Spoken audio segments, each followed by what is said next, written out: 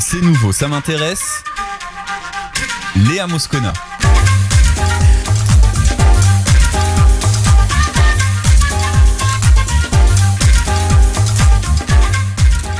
Un mouvement, un esprit, un courant. Il est difficile de définir le Bauhaus. Au départ, c'est une école d'architecture allemande qui révolutionne, on va se poser la question d'ailleurs de cette révolution supposée, mais qui révolutionne le mode de vie ou même la vision que l'on a de l'art. Mais au départ, c'est bien une école d'architecture, une école qui n'a pas plu aux nazis et qui pourtant s'est développée à l'international, qui a laissé des traces marquantes, notamment à Tel Aviv, la ville blanche, dont le patrimoine architectural est classé aujourd'hui et depuis 2003 patrimoine mondial de l'UNESCO. Alors ce matin, dans notre émission, eh bien, je vous propose de revenir sur la genèse de ce mouvement, d'en comprendre l'évolution et puis de décrire ce qu'il en reste aujourd'hui. Eh bien, pour cela, j'ai le grand plaisir et l'honneur, je dois dire, d'être en compagnie d'Yitzhak Goldberg, qui est professeur émérite d'histoire de l'art à l'université de Saint-Étienne. Bonjour Yitzhak Goldberg, merci d'être avec nous. Vous êtes également l'auteur de nombreux ouvrages. On va rappeler que vous êtes l'auteur de ce livre qui est sorti il y a quelques semaines, Chagall, aux éditions Citadel et Masno, ainsi que Lieu commun, l'art du cliché, paru aux éditions CNRS. Tout cela, c'est en 2019. Alors, on peut décrire, mais très difficilement, le Bauhaus. Comment définir véritablement ce courant? Quel terme utiliser? Quel est le mot qui s'adapte plus précisément à ce Bauhaus? Entre les termes que vous avez utilisés, moi j'aurais choisi deux. D'une part, l'esprit, mais peut-être avant tout école. Puisque ce qu'on oublie parfois, que Bauhaus, le nom veut dire maison de construction, traduit littéralement, est une école. Contrairement à ce qu'on croit, ce n'est pas véritablement l'école d'architecture, puisque l'architecture commençait à être enseignée très tard, autour de 1928.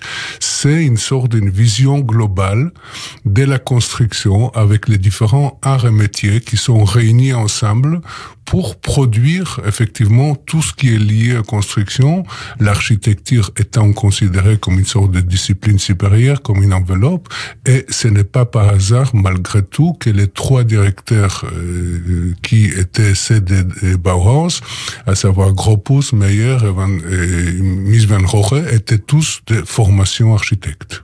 Donc si je comprends bien, les racines, c'est un esprit, c'est un courant, c'est un mouvement, et c'est en fait un mouvement qui veut intégrer à la fois l'art, l'esthétique, à l'artisanat et à l'industrie. Et pour représenter cet esprit d'intégration, eh bien, il y a l'architecture. Oui, l'architecture, c'est une sorte d'un idéal, comme je disais, une enveloppe qui entoure tout. Mais comme vous avez dit, effectivement, l'idée principale de Bauhaus est cette réunion entre l'art, les métiers et les arts appliqués, en essayant effectivement décloisonner les différentes barrières qui existaient entre l'artiste, l'artisan et les concepteurs. Et le grand problème, effectivement, de Bauhaus, c'était comment aboutir à une sorte de conciliation entre la technique, la beauté, l'industrie et l'artisanat. Et on va voir qu'en fait, il ne s'agit pas d'une seule solution, puisque pendant les années de Bauhaus, ces rapports étaient modifiés, voire réellement changés. Oui, alors au cœur de tout cela, il y a la fonctionnalité de l'objet créé. La fonctionnalité, elle évolue aussi avec le temps. Mais est-ce que c'est une manière aussi de penser le mode de vie? Est-ce que ça va plus profondément dans l'art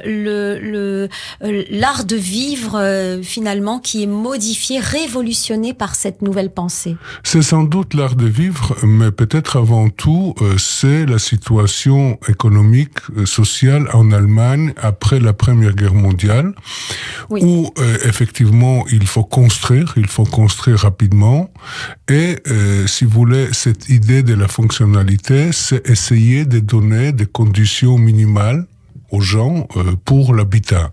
Peu importe si le Bauhaus a peu construit en réalité, puisque la production réelle de Bauhaus est relativement petite, surtout à cause des problèmes économiques, mais certaines idées qu'il a lancées ont effectivement modifié l'architecture et le design de façon profonde. Oui, alors on est dans les années 20, véritablement l'école née en 1926 il me semble. Non, 19.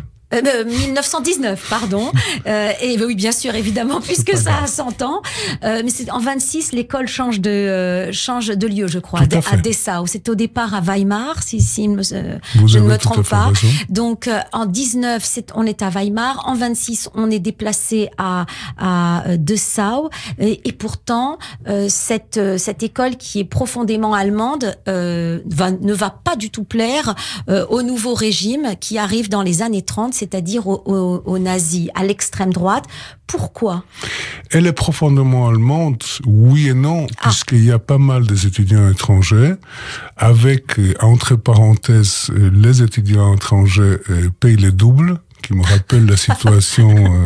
vous connaissez les détails. Oui, ces détails-là, je connais. Donc, il y a pas mal d'étudiants étrangers, la majorité est quand même allemand, et une des raisons pour lesquelles, effectivement, cette école ne plaît pas aux nazis, ou l'extrême droite, puisque en 1920, on ne peut pas encore vraiment parler des nazis, c'est cette situation d'étrangers, et je dirais la tendance politique, puisque, effectivement, un groupe important des étudiants à Bauhaus sont plus ou moins liés au communisme. Il y a même une revue qui est publiée et qui attire effectivement le foudre de l'extrême droite.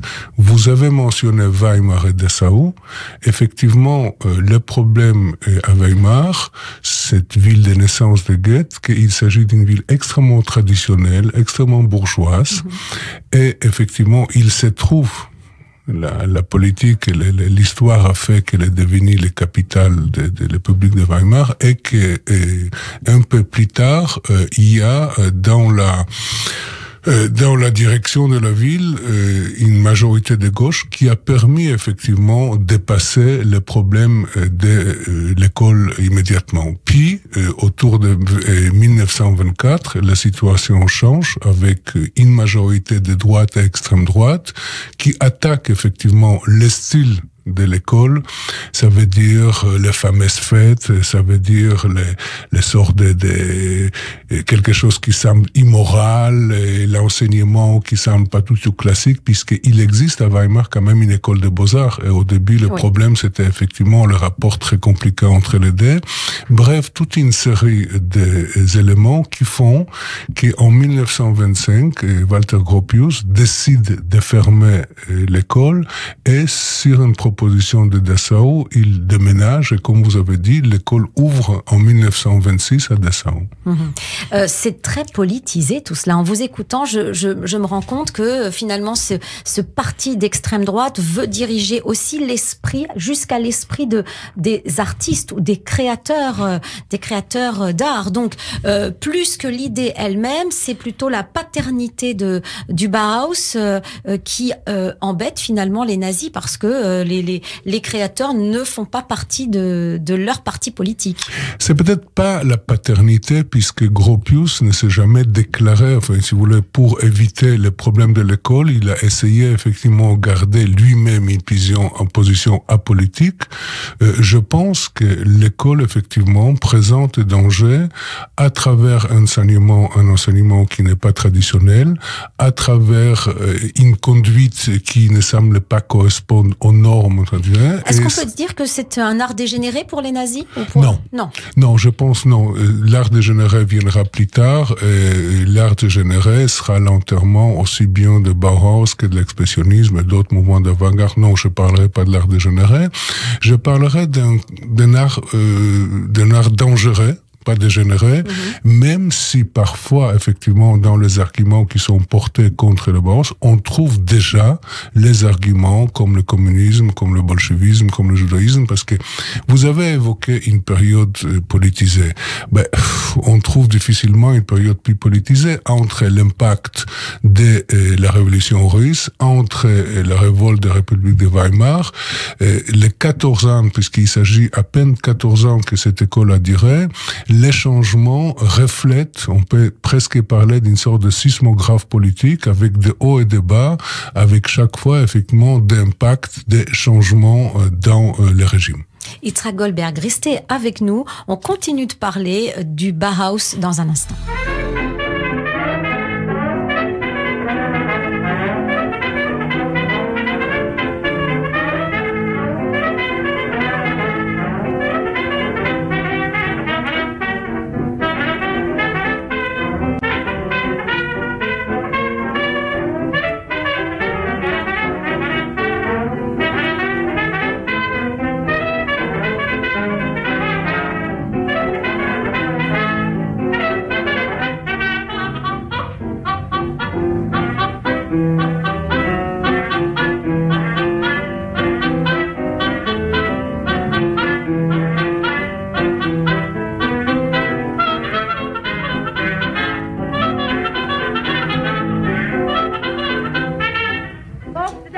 Et on se retrouve dans la seconde partie de notre émission. Nous soufflons les 100 bougies du Bauhaus ce matin.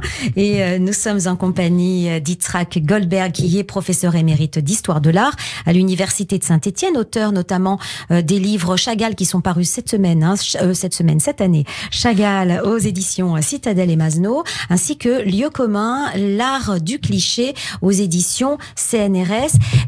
Yitzhak Goldberg, vous avez tenté de nous faire comprendre l'esprit du Bauhaus. Il est vrai, et on a compris que c'était assez compliqué. C'est un véritable courant de pensée qui représente les racines finalement d'un mouvement et qui est finalement matérialisé par cette école d'architecture. Est-ce qu'on peut ensemble essayer de décrire d'un point de vue du design ce que ça représente, ce que c'est que cette école de Bauhaus? Ben, je vais essayer. En fait, la structure de l'école, encore qu'elle était toujours problématique dans la mesure où les moyens de début manquaient, et je dirais que peut-être une des grandes qualités de Walter Gropius, à part son esprit, c'était la capacité d'improvisation, de trouver des moyens, de fabriquer, entre guillemets, effectivement, des enseignements, fabriquer de l'espace. En fait, l'idée de l'école était effectivement associer l'activité artisanale et la production, puisque l'idée de Gropius, très rapidement, se fait que non seulement les étudiants vont apprendre de différents métiers, mais ils vont participer déjà de leur départ à la création de certains prototypes qui vont être utilisés par l'industrie plus tard. Peu importe si cette idée n'a pas vraiment rencontré tous les succès que Gropius aurait aimé, il n'empêche que la structure de l'école se partageait entre ce qu'on appelait les maîtres d'atelier et les maîtres de forme. Les maîtres d'atelier étaient des artistes, des professionnels qui enseignaient effectivement les métiers aux étudiants. Et de l'autre côté, on avait des maîtres de forme qui étaient plutôt chargés des côtés théoriques et introduire aussi certains éléments artistiques. La difficulté principale, effectivement, des Bauhaus était produire des objets qui, tout en étant fonctionnels, ne perdent pas leur côté, si je peux dire, individuel.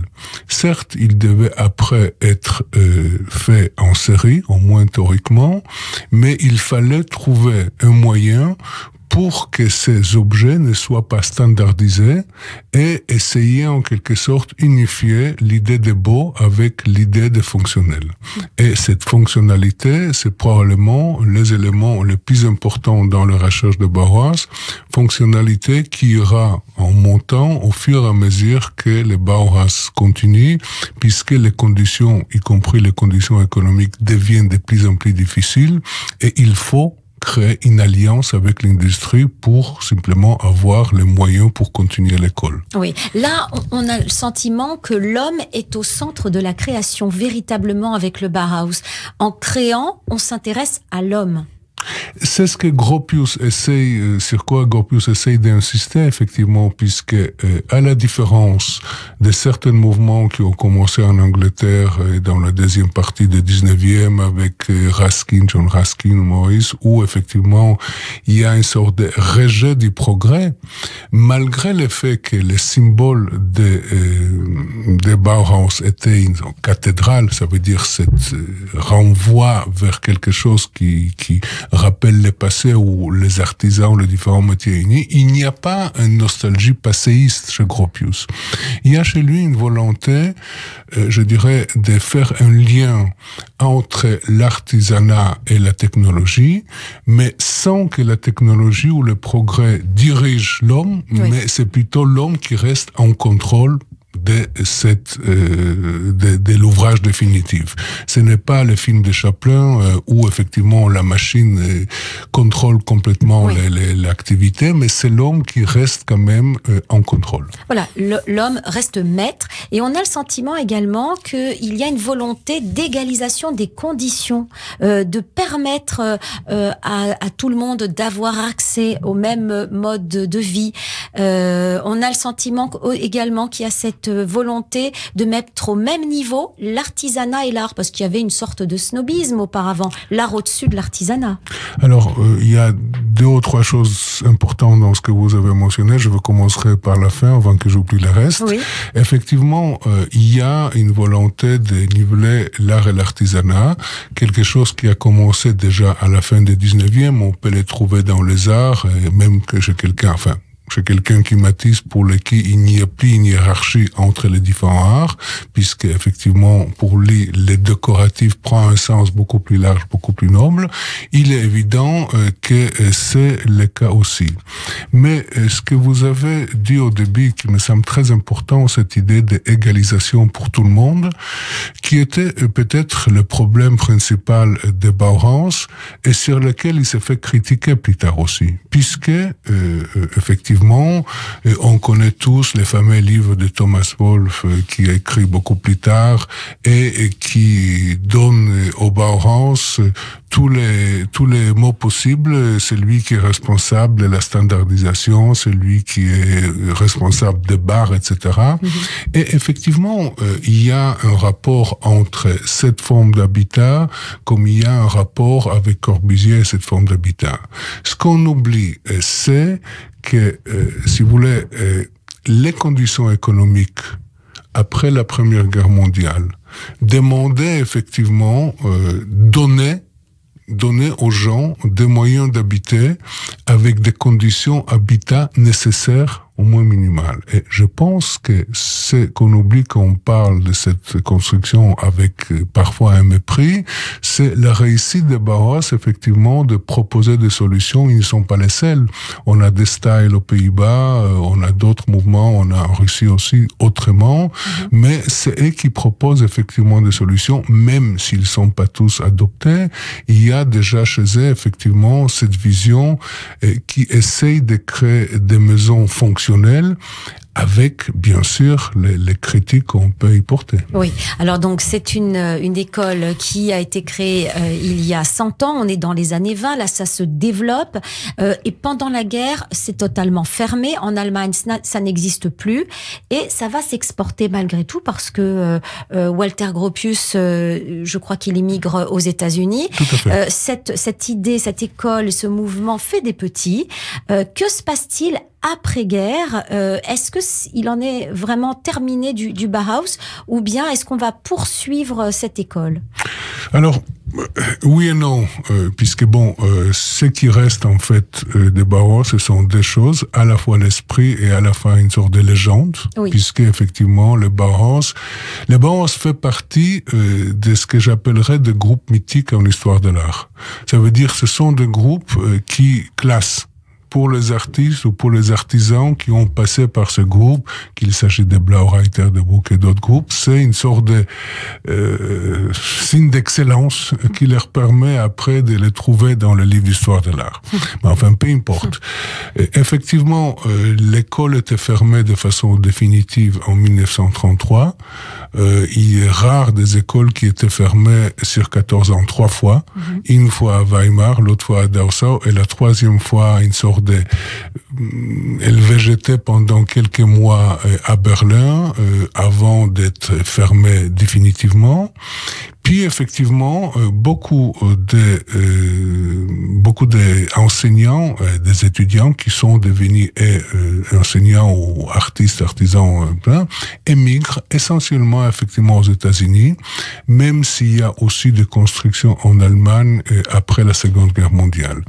Mais le lien qu'on fait toujours, c'est effectivement entre l'architecture aux États-Unis, si vous voulez, avec cette géométrisation, puisque ce qu'on oublie peut-être, ce que j'ai moi oublié de dire, que le Bauhaus et les systèmes de Bauhaus, on parlait de fonctionnalisme, mais je crois qu'il faut aussi utiliser le mot constructivisme, qui est un mouvement général qui se développe en Europe dans les années 20, qu'il s'agisse des Pays-Bas, qu'il s'agisse de la Russie, qu'il s'agisse de l'Allemagne, et qui insiste effectivement sur les côtés géométrisés, sur le manque de décors, c'est une volonté d'aller à l'essentiel, de créer un design extrêmement sobre. Quand vous regardez, par exemple, des chaises ou d'autres ustensiles de cuisine, on a quelque chose qui va rester comme une tradition effectivement, de design Bauhaus. Il y a 2 ou 3 ans, il y avait une exposition absolument splendide au musée d'art décoratif, où il y avait une quantité d'objets.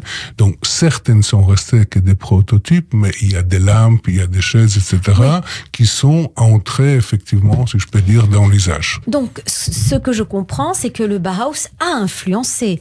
Le Bauhaus a tout de même, si d'autres styles ont été créés après le Bauhaus, ils ont été construits à partir aussi peut-être de cette idée du Bauhaus, de la fonctionnalité, et puis de ce style un petit peu épuré, ce style assez simple. On n'en a pas assez peut-être parlé du design réellement. Est-ce qu'on peut dire que le Bauhaus a influencé les autres? Ah oui, au niveau de design, je dirais même qu'au niveau de design, l'influence était plus importante que celle de l'architecture, au moins au niveau des objets, puisque comme je dis, le Bauhaus lui-même a construit relativement peu.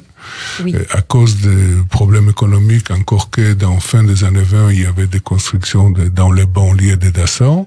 Mais essentiellement, il s'agit de meubles. Il suffit de prendre certaines créations de design intérieur, qu'il s'agisse de chaises qui sont faites à partir soit de bois, soit à partir des éléments métalliques, qui font penser d'ailleurs à ceux qui ont fait Odestyle, puisque les choses ne sont pas séparées. Les gens voyageaient. Il y a Van Desburg qui arrivait à Weimar aussi, Van Desburg qui était un des fondateurs de Odestyle aux Pays-Bas. Et quand vous regardez ces meubles, on a l'impression qu'il y a une volonté de dégager des lignes principales. C'est ça, aller à l'essentiel. Aller à l'essentiel. Je ne suis pas certaine que c'est toujours très commode. Mais vous pensez à la chaise, par exemple. Je pense à la chaise, par exemple, mais les lampes sont tout à fait intéressantes. Ils ont fait aussi des papiers peints, ils ont fait d'autres céramiques, etc. Il y a une production assez importante, encore une fois, même si une bonne partie est restée sur le plan de prototype, tout simplement puisque le Bauhaus n'était pas extrêmement séduisant pour l'économie, puisque là, c'est un point, je pense, qu'on abordera. La réussite et l'échec de Bauhaus est lié au fait qu'il s'agit pratiquement d'une sorte d'une île qui s'éveille, disons, à gauche, dans un monde qui est un monde tout à fait capitaliste, qu'il faut essayer de séduire. La séduction n'a pas toujours réussi. Alors, restez avec nous, Yitzhak Goldberg. On va se retrouver dans un instant pour la troisième partie où nous parlerons précisément de la ville de Tel Aviv, la ville blanche qui, elle, est peut-être une réserve naturelle de ce Bauhaus avec des édifices remarquables. Et puis, nous parlerons effectivement des critiques que l'on peut adresser à ce mouvement. Dans un instant.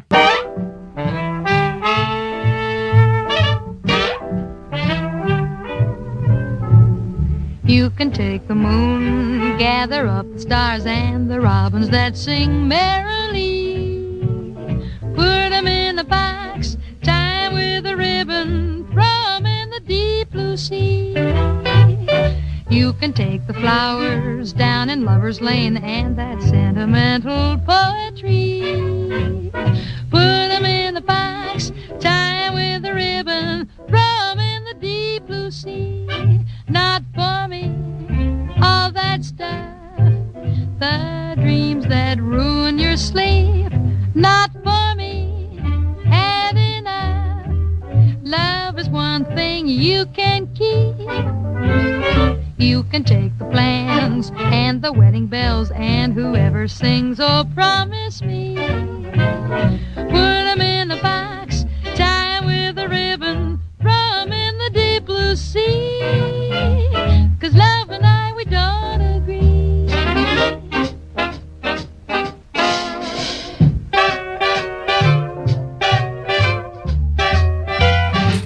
Il a 100 ans cette année, c'est le Bauhaus, ce mouvement, cet esprit, ce courant, cette école d'architecture au départ. Et nous en parlons ce matin avec Yitzhak Goldberg, professeur émérite d'histoire de l'art à l'université de Saint-Étienne et auteur de Chagall, paru aux éditions Citadel et Masno, et Lieu commun, l'art du cliché, paru aux éditions du CNRS. Yitzhak Goldberg, il y a une ville dont vous venez, qui est la ville blanche, Tel Aviv, et je le disais à la fin de la seconde partie, c'est un peu une réserve naturelle du Bauhaus. S'il y a une ville aujourd'hui sur la planète du Bauhaus, c'est celle de Tel Aviv. En tout cas, le Bauhaus des années 30.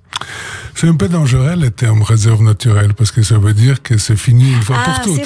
C'est vrai. Alors, est-ce que c'est fini? Non, mais je sais pas, c'est le futur qui le dira, mais c'est vrai que à Tel Aviv, il y a effectivement une quantité assez importante, au moins plus importante qu'ailleurs.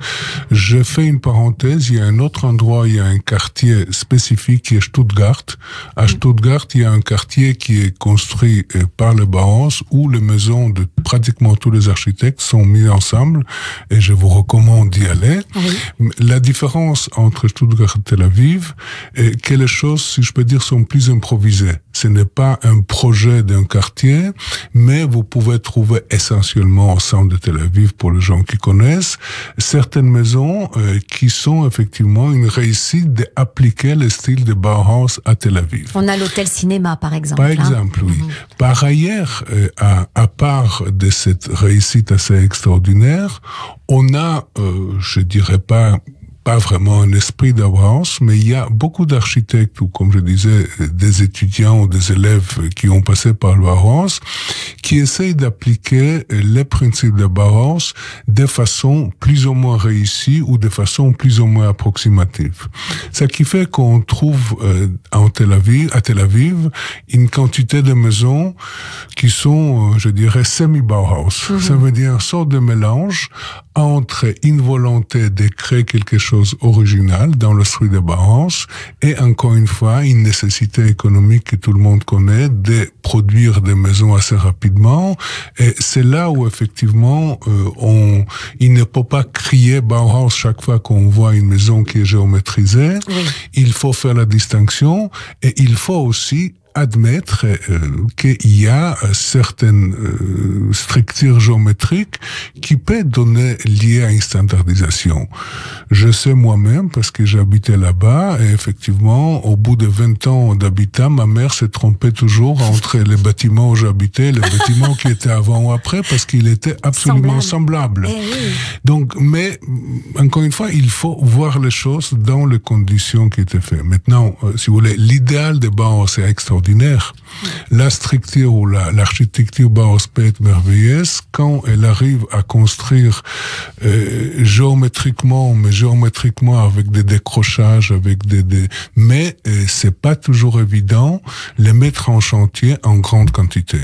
Autant pour les objets, effectivement, c'est faisable quand effectivement on arrive à un accord avec l'industrie. Autant ce n'est pas toujours évident et les architectes n'appliquent pas nécessairement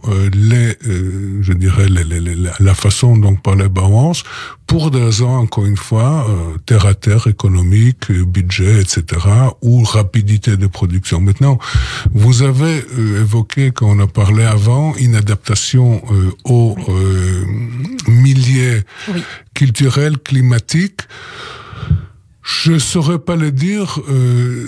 Je dirais qu'au moins, dites-moi ce que vous pouvez développer. En tout cas, c'est ce que l'on peut voir, que ce soit Chicago, Tel Aviv, là vous dites Stuttgart, ces villes qui ont des constructions de Bauhaus, ce sont des immeubles différents.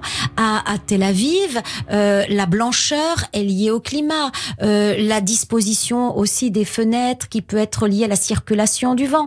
Le Bauhaus est un esprit, mais il y a cette finesse de conception qui fait que on s'adapte aussi au lieu de vie des gens. Et c'est peut-être ça aussi qui est particulier au Bauhaus. Mais vous êtes visiblement beaucoup plus pratique que moi, parce que je pensais au blanc, je pensais pas effectivement à direction de maison. Vous avez sans doute raison, d'autant plus qu'il s'agit quand même d'une quantité importante. Si vous voulez, ils sont dispersés, ce n'est pas encore une fois comme Stuttgart qu'il s'agit d'un quartier résidentiel limité, ou à Chicago où il s'agit de telle et telle maison. Effectivement, à Tel Aviv, c'est un peu partout, au degré différent, et vous avez raison, sur ce plan-là, il y a besoin de s'adapter aux conditions locales. Et oui, et d'ailleurs, ça n'est pas pour rien que l'UNESCO a considéré que ces véritables trésors, entre guillemets, architecturaux, à Tel Aviv, devaient être classés et protégés. Classer, ça signifie quoi pour l'UNESCO?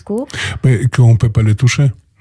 Ça veut dire qu'ils sont, on ne peut pas introduire des changements, puisque on aime ou on n'aime pas. Ce sont des signes d'une histoire, des signes d'une légende, d'un esprit, d'une légende, qui est important de garder tant que tel. Oui. Est-ce que, selon vous, l'esprit du Bauhaus est toujours vivant aujourd'hui? Est-ce qu'aujourd'hui, on crée toujours avec cette volonté de trouver de l'art, de l'esthétique, du beau, entre guillemets, dans le fonctionnel? Je pourrais pas dire ça de façon aussi générale. Je pense que l'arrivée de la postmodernité, le retour des kitsch, le retour des différents styles, je pense que de nos jours, l'éclectisme est beaucoup plus important. Je veux dire, il y a ces différents. Et je pense que malgré tout, pour beaucoup de gens, le Bauhaus, qui ne connaissent pas le Bauhaus, est plutôt lié à l'idée de la standardisation.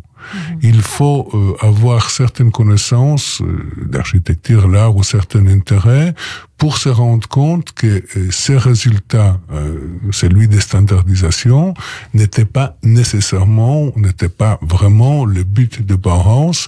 Et comme dans tout mouvement, il y a des suites auxquelles il n'est pas vraiment responsable directement. Alors c'est un petit peu la critique qu'on peut lui faire à ce Bauhaus. Cette standardisation, il n'y a pas de place pour l'imprévu, pour l'individualité, peut-être pour l'originalité, même si vous dites que ça peut être original. Oui, mais d'autant plus qu'au fur et à mesure que la pression de l'extérieur, celle des régimes était plus importante, il y avait une tendance vers la fonctionnalité de plus en plus importante. L'exemple le plus connu, bien sûr, c'est l'enseignement de Johannes Itten. On aime ou on n'aime pas ce qu'il faisait, mais il était attaché effectivement à une créativité extrêmement personnelle, même si très rapidement elle tourne vers une sorte de mysticisme. Mais il est évident que si au début on sent encore l'influence de l'expressionnisme, au fur et à mesure cette idée de fonctionnalisme devient de plus en plus importante. Le problème, c'est comment résoudre cette énigme, comment faire quelque chose qui peut être répété, qui donne ça, et en même temps garder un facteur d'originalité. Et quand on regarde le design, certaines c'est très réussi, certaines c'est moins réussi. Voilà. Oui, mais la standardisation, ça peut faire un peu peur, ça peut tendre vers un esprit un peu totalitaire où on nous impose finalement un certain mode de vie ou un mode d'habitation ou un mode d'utilisation des objets, des objets quotidiens, des objets usuels. Oui, mais regardez la quantité de gens qui vont chez Ikea. C'est pas faux. Est-ce qu'on peut dire qu'IKEA, c'est du Bauhaus? C'est la question que je me suis posée en allant ici. Oui. J'ai pas vraiment une réponse, Oui. mais pour les gens qui veulent critiquer les Bauhaus, certainement. Ouais. En tout cas, c'est un style assez simple, pur, qui peut peut-être laisser la place à la créativité lorsqu'on on le mélange ou on essaye de le transformer. Pour ceux qui ont un esprit un peu plus artistique, on peut utiliser ce Bauhaus comme cela. Je pense que ce qui est important, c'est l'ensemble. Puisque effectivement, si vous prenez une chaise ou si vous prenez une lampe et vous les mettez uniquement dans cet espace, ça va créer quelque chose d'un effet bizarre. Mais il faut pas oublier que la vision des Bauhaus, c'était ce qu'on dit holistique, ça veut dire une vision générale, à savoir une volonté qu'il y aura un lien de tous les éléments qui sont effectivement Bauhaus, cette construction, et dans lequel le design s'adapte à l'architecture. Donc, quand les choses marchent ensemble, c'est une réussite. Quand les choses ne marchent pas ensemble, ça peut parfois paraître incongru ou un peu hors contexte. Merci beaucoup, Yitzhak Goldberg, de nous avoir un peu plus éclairé sur ce qu'est le Bauhaus pour les 100 ans de ce mouvement. Je rappelle que vous êtes professeur émérite d'histoire de l'art à l'Université de Saint-Étienne et auteur, entre autres, de Chagall, paru aux éditions Citadelle, et Masno, et Lieu commun, l'art du cliché aux éditions du CNRS. À bientôt. Merci.